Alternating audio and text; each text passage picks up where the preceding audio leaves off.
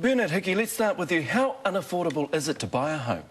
Well, it depends who you are and where you're trying to buy a house. In Auckland, for young people with not much of an income, it's pretty much impossible now because prices, particularly in the last couple of months, have zipped up to record highs in Auckland.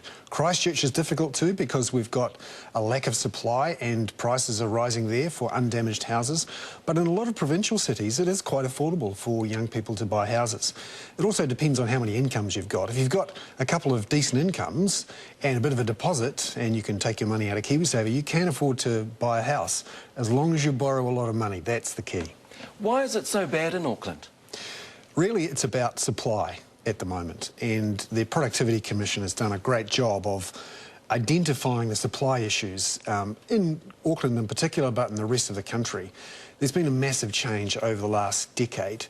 A big chunk of housing was taken out because of leaky buildings, but also there's been restrictions on land supply and increased building costs, both construction costs and consenting costs, which has made it much more expensive to build a house. And because affordability is so difficult, we're seeing fewer new houses built, and that's increasing the pressure upwards on prices. So, Murray, the Productivity Commission, they did a lot of work in this area. Yeah. What did they find? What did you find? Well, we found that we do have an affordability issue, and it's largely concentrated around Auckland and the upper North Island, because that's where the population growth is. That's where the big pressure is. And Auckland in particular starts probably 10,000, 15,000 houses behind where it needs to be, and it's building at a small fraction of the rate that it needs to build in order to accommodate these people. So leave aside the issues about whether you have urban sprawl or intensification and all the rest of it. We just don't have enough houses, and what we are building these days are very expensive. We're building into the top end of the market. We no longer build the starter homes that allow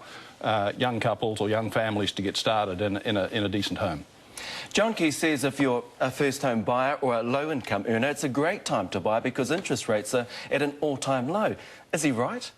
Well, he's right in the sense that interest rates are very low, and accessing finance is not a big issue and hasn't been a big issue in New Zealand for some time. Some of the deposit requirements are higher now than they were, and that's probably a good thing on balance for the system overall. But the cost of houses is too high. We can build them cheaper, we should be building them cheaper, and we need to. So, Bernard, what happens when the rates go up? Well, that's the problem. And for John Key to say no problems with housing affordability, if that's indeed what he is saying, because you can simply borrow a truckload of money, is very dangerous, particularly when banks now, in the last 6 to 12 months, have started to ease off on their credit rules. So you can get 90, 95% home loans. You can borrow 7, 8 times income. You can get your legal fees discounted. And when interest rates are at 5%, as they are now, it's amazing how much you can borrow.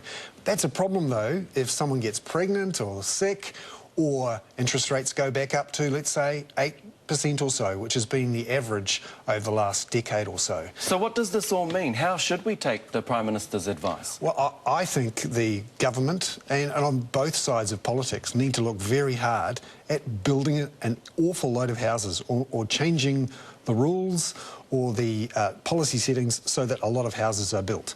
Because unless we get a lot of new houses into particularly Auckland, but as Murray says, the upper part of the North Island, some of those more concentrated urban areas, Christchurch in particular, we are going to have big problems with affordability for a long time to come. So much so that a generation of New Zealanders will look at this and go, I can't afford a family home in Auckland anymore, I'm off. So you're talking about big building schemes? Well, we need some changes in policy settings, and that's why we're so keen to see the government's response to the Productivity Commission's report.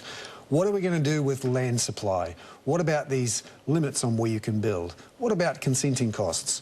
What about making it easier to build greenfields and brownfields? How are we going to get those houses built? How do we, for example, have better economies of scale for house builders? We've got one of the great achievements of the Productivity Commission report was pointing out how few builders we have that build a large number of houses. It was stunning.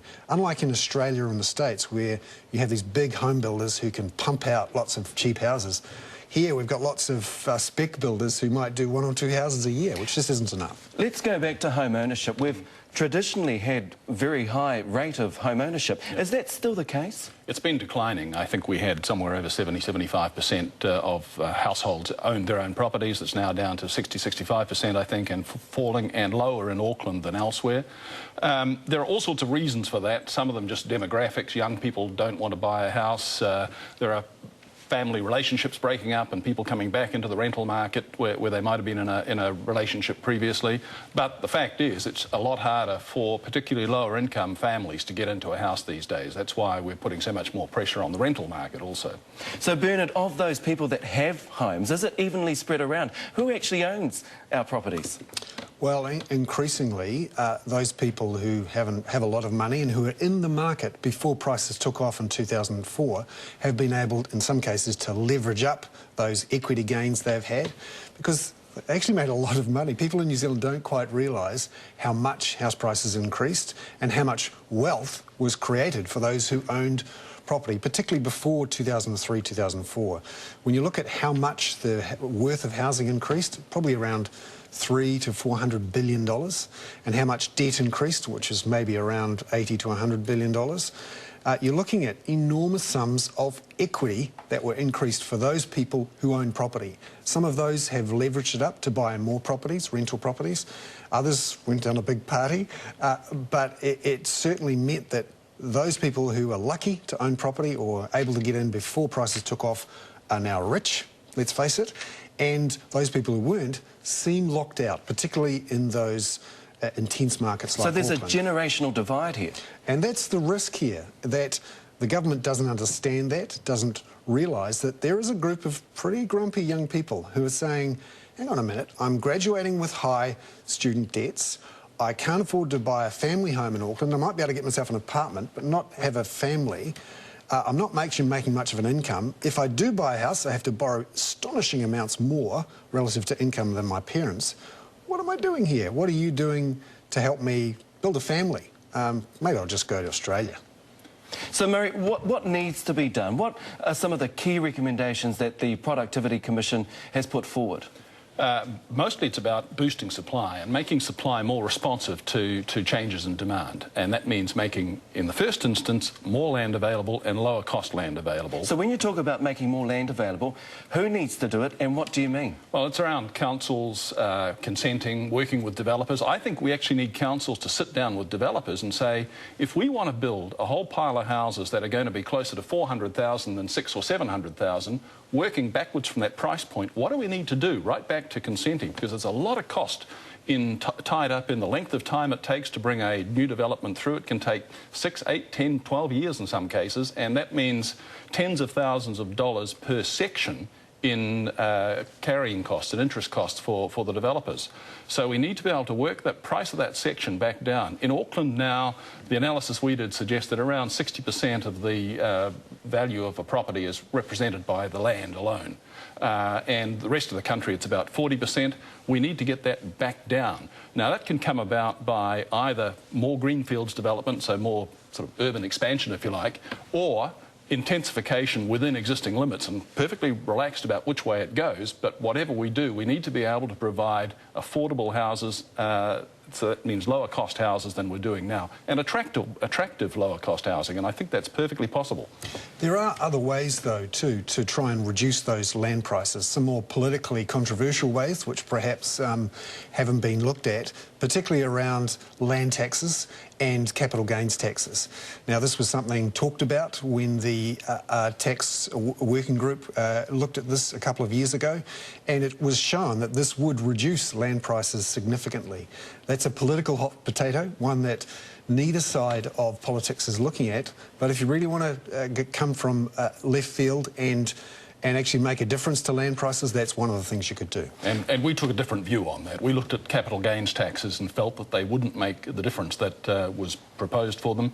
And also, if you're going to do a capital gains tax, you need to be really careful about the unintended consequences and to do it across the board. It's part of a broader tax issue. So in principle, it can be done. In practice, it's really tricky. Because Labour's Annette King says, as well as a capital gains tax, we should also be thinking about big building schemes, which we spoke a bit about earlier, with public-private partnerships. And she also says we need to revisit the accommodation supplement. Is she right? I think she is. Bernard mentioned before that very few of our builders build at scale. In fact, the analysis we had showed, I think, 5 companies in New Zealand that build more than 100 houses a year, and about 4,600 building companies that do 1 house a year mostly. It's in that sort of order. So we just don't get the economies of scale, and we don't do large developments, and there are very few entities, very few companies that have the balance sheet that will withstand the costs involved in putting up a large subdivision of the sort that you see in Australia, the US, the UK, Europe and elsewhere. And we don't therefore get the economies of scale and the factory-built modules that can go into quite attractive but really high value, low-cost properties. Bernard, what about the accommodation supplement? Annette King says it's a $2 billion subsidy to landlords. What do you make of that? Well, that's a really hot one for supporters of the national government and for landlords themselves who are relying on a chunk of this money to help support their property prices. Also for those people who are renting. If you were to simply withdraw that subsidy, there'd be a lot of people who simply couldn't afford to rent. So just break it down for us. What does the minister... Well, sorry, what is Annette King actually saying here? She's saying the cost of the accommodation supplement is rising very sharply. It's now a very large chunk of government spending. It has been used to keep people in property. And the question is, should it be continued? Could it be used in another form?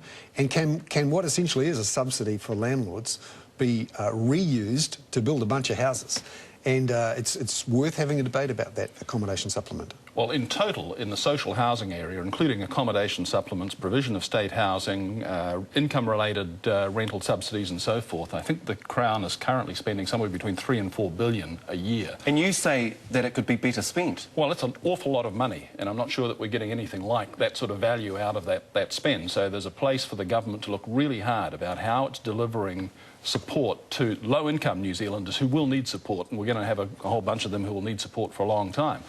And as long as we're delivering expensive houses only and not enough houses, that pressure is going to come. So the risks on the government balance sheet, so the risks to the government fiscal policy are very strong right now. And you could use that $3 to $4 billion to build a shed load of houses and actually perhaps reduce prices for everyone across the market. Murray, you're still waiting for a response from the government. Are they likely to pick up on your recommendations, do you think? Well, we don't know. That's within the government system, and they're being pretty close-lipped about it. I think we're likely to get a substantive response. I hope we do, because I think it's a significant issue for New Zealanders generally and for governments in particular. And it's raising the price level in the economy, which means interest rates are relatively high. It's a structural issue for our economy, which I think Bill English is aware of, and hopefully the government addresses. The Economist last year warned that there's this big crash coming. Is that what we need, Murray? Oh, I don't think we ever need a big crash. I think what we need in New Zealand right now is a supply response. We need houses to be constructed to meet the demand. We have one of the fastest growing populations in the OECD, and a lot of it's concentrated around Auckland, and we just need to recognise that and recognise that the status quo won't stand. There's a lot of status quo bias in our planning. You know, there's all the pressures from existing residents who don't want intensification or new developments, councils who are reluctant to fund the infrastructure and the other things that are required. So there's a lot of status quo bias, but that looks very awkward in the face of rapidly rising population. Bernard, do we need a correction? We certainly need land prices to come down, and we need to improve affordability for those people in Auckland. How you do it, whether you do some things to increase the amount of land that's available, increase the number of houses that are available, whether you use changes in policy around the accommodation supplement, something needs to be done from a central and local government point of view to improve affordability, particularly in Auckland. Otherwise, it's going to continue to be the structural weakness in our economy and the cause of, frankly, social strife. And the question, Bernard, that Everyone wants answered, fixed or float. Well, it's a tough one. It depends on your view on interest rates and your appetites for risk. Are you willing to take a bet, if you like, that interest rates won't rise or might even fall? Fix or float? I'm a floater because I think interest rates stay lower for longer. But there are other people who worry about interest rates increasing and they choose to float, to fix. Thank you, gentlemen, very much for your time. Thank you.